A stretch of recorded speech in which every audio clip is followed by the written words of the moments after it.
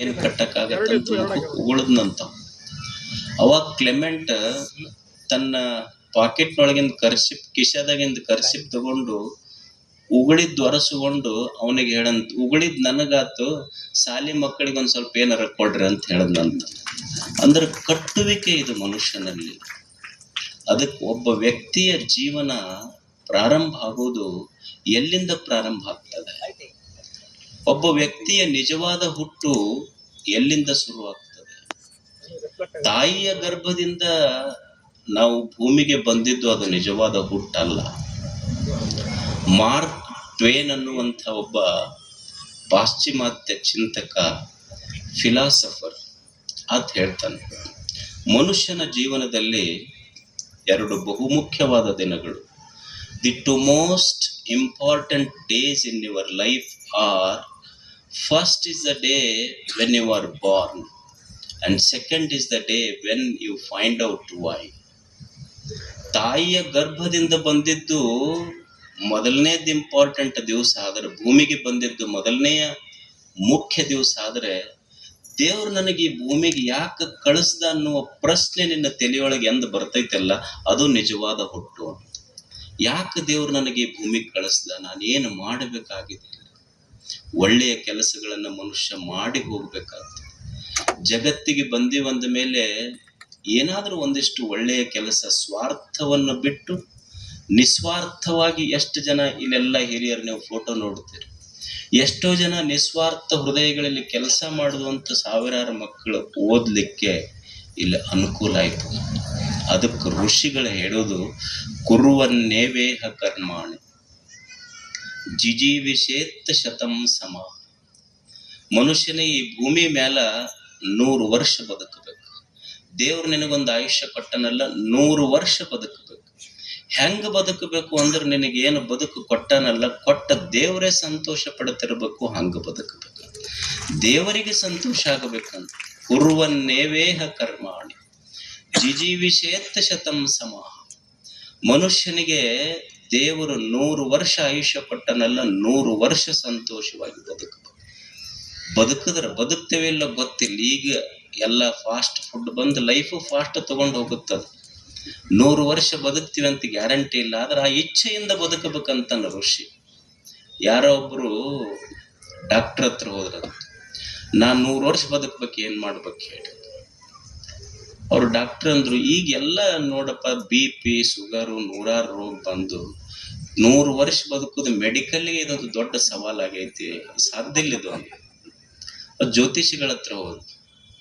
ಜ್ಯೋತಿಷಿಗಳಿಗೆ ಕೇಳಿದ, 100 ವರ್ಷ ನಾನ್ 100 ವರ್ಷ ಬದುಕ್ಬೇಕಂತೇನ್ರಿ, ಏನ್ ಮಾಡ್ಬೇಕು? ಅವಾಗ ಜ್ಯೋತಿಷಿಗಳು ಏನೋ ನೋಡಿ ಹೇಳಿದ್ರಂತ, ಮದುವೆಯಾಗ ಹೋಗಂದ್ರ. ಅಲ್ಲ, ಮದುವೆ ಆದ್ರೆ 100 ವರ್ಷ ಬದುಕ್ತೇವೇನ್ರಿ? ಅಲ್ಲ, ಮದುವೆ ಆದ್ರೆ 100 ವರ್ಷ ಬದುಕುದಿಲ್ಲ, 100 ವರ್ಷ ಬದುಕನ್ನು ತಲೆಯಾಗಿನ ಹುಚ್ಚಿ ಬಿಡ್ತೈತಿ. ಅದಕ್ಕೆ ಅದ್ರ ಹುಚ್ಚಿ ಬಿಡ್ತೈತಿ. ಮೊದಲ ಎಷ್ಟು ಕೊಟ್ಟನ ಅಷ್ಟು ಮೊದಲು ಆರಾಮ್ ಇರ್ಬೇಕನ್ನೋದು ಮೊದಲು ಗೊತ್ತಾಕೈತಿ. ದೇವ್ರು ಎಷ್ಟು ವರ್ಷ ಆಯುಷ್ಯ ಕೊಟ್ಟಾನ ಅಷ್ಟು ಚಲೋತ್ನೆಗೆ ಬದುಕುದು, ಅಷ್ಟ ಚಲೋ ಕೆಲಸ ಮಾಡೋದು. ಜೀವನದ ಸಾರ್ಥಕತೆ ಇಷ್ಟೇ. ಚಲೋ ವಿಚಾರ ತಲೆಯಾಗ, ಚಲೋ ಮಾತು ಬಾಯಾಗ, ಚಲೋ ಕೆಲಸ ಕೈಯಾಗ, ಒಂದಿಷ್ಟು ಎದೆಯಾಗ ಪ್ರೀತಿ, ಇಷ್ಟಿಟ್ಕೊಂಡು ಬದುಕಿ ಬಿಟ್ರೆ ಈ ಭೂಮಿನೇ ಸ್ವರ್ಗ. ಇದಕ್ಕಿಂತ ಎಲ್ಲಿದೆ ಹೇಳಿ ಸ್ವರ್ಗ? ಅದಕ್ಕೆ ನಮ್ಮೆಲ್ಲರ ಒಂದು ಜವಾಬ್ದಾರಿ ಅಂದ್ರ, ಒಬ್ಬ ವ್ಯಕ್ತಿಯ ಸಾರ್ಥಕತೆ, ನಾ ಯಾವ ಜಾಗದಾಗ ಅದೇನೆ, ನಾನು ಇದನ್ನು ಬಿಟ್ಟು ಹೋಗುವುದಕ್ಕಿಂತ ಮೊದಲು ಇದನ್ನ ಕೆಡಿಸಿ ಹೋಗಬಾರ್ದು. ಸಾಧ್ಯ ಆದ್ರೆ ಒಂದಿಷ್ಟು ಒಳ್ಳೇದ ಮಾಡಿ ಹೋಗ್ಬೇಕು, ಆಗದೆ ಇದ್ರೆ ಇದನ್ನ ಕೆಡಿಸಿ ಹೋಗ್ಬಾರ್ದು ಅಷ್ಟೆ. ಧರ್ಮ ಇದರ ಅರ್ಥ ಏನು?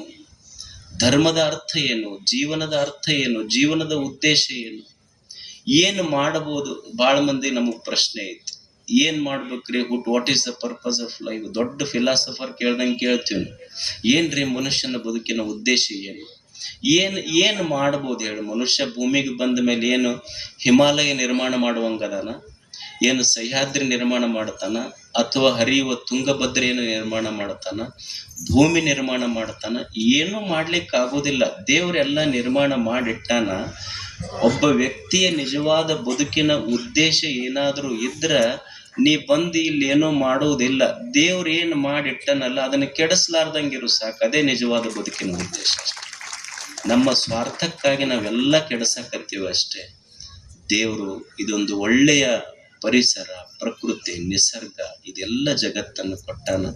ಇರುವ 4 ದಿವಸ ಚಂದ ಸಂತೋಷವಾಗಿ ಒಳ್ಳೆಯ ಕೆಲಸಗಳನ್ನು ಮಾಡ್ಕೊಂತ. ಧರ್ಮ ಅಂದ್ರೆ ಏನು? ನಮ್ಮ ಮುಖ ನೋಡಿದ್ರೆ ನಿಮಗೆ ಸಂತೋಷ ಆಗಬೇಕು, ನಿಮ್ಮ ಮುಖ ನೋಡಿದ್ರೆ ನಮಗೆ ಸಂತೋಷ ಆಗ್ತಿರ್ಬೇಕು. ಇದಕ್ಕಿಂತ ದೊಡ್ಡ ಧರ್ಮ ಏನದ ಹೇಳಿ? ನೀವು ಎದುರಿಗೆ ಬಂದ್ರೆ ನಾವು ಮುಖ ಒಳಸ್ಕೊಂಡು ಈ ಕಡೆ ಹೋಗೋದು, ನಾವು ಬಂದ್ರೆ ಜಾತ್ರೆಗ 3 ದಿವಸ ಮಾತಾಡ್ಯಾರ ಮತ್ತಿಲ್ಲಿ ಬಂದು ನಿಂತಿರಲ್ಲಪ್ಪ ಇವ್ರಂತ ನೀವು ಅನ್ನೋದು.